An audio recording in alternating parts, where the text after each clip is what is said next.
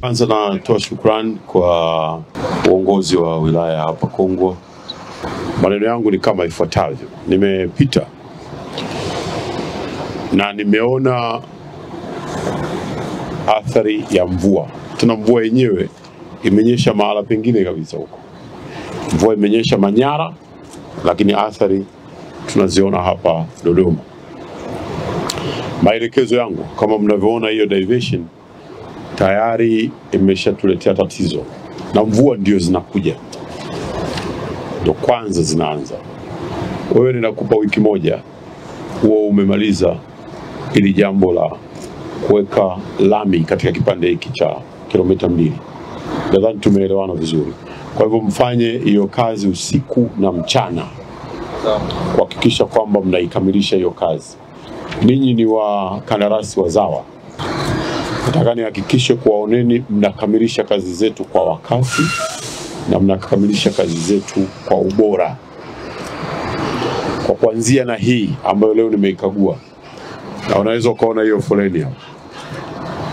Inaweza kuwa hii foleni haina uhusiano wa moja kwa moja, lakini kwa vyovyote nimeanzia hapa na ni maji yanayotoka huko.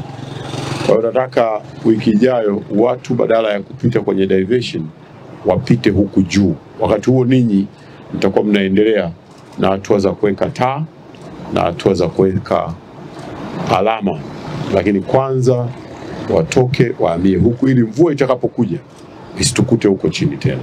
Kwa hiyo nakupeni wiki moja muwe mmemalizana na jambo hili. Nadhani tumeelewana vizuri. Usiku na mchana mfanye kazi hapa, na mkuu wa wilaya na timu za vyombo vya ulinzi na usalama muwape support. Sasa watafanya kazi usiku na mchana, ni vizuri sana wakawa na uangalizi wa karibu ili kusudi wasibugudhiwe kwenye kutenda kazi yao.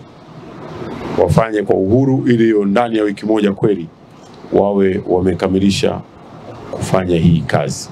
Lakini nataka ripoti ya kila siku kutokea hii leo ya namna ambavyo wanafanya hiyo kazi usiku na mchana, kwa sababu hapa kazi iliyobaki sasa ni ndogo. Eneo hili lilikuwa na makalavati ya chuma ya zamani ambayo hayakuwa na uwezo wa kutosha kuchukua maji, wingi wa maji ambao ulikuwepo. Hivyo tumeongezea midomo ya ziada kwa ajili ya kuweza kutosheleza wingi wa maji unaokuja.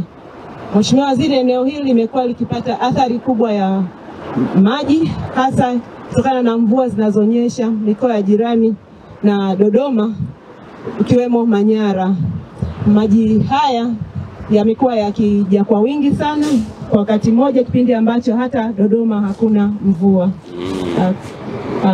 Kwa sasa tunaendelea na utekelezaji huu kama unavyoona Mheshimiwa Waziri.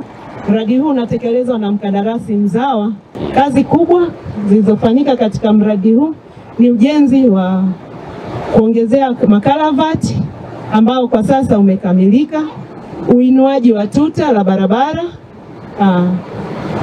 kipande chenye urefu wa kilomita 2.5, ikiwemo na kurudishia matabaka mbalimbali ya barabara na mpaka kufikia mwisho kuweka lami.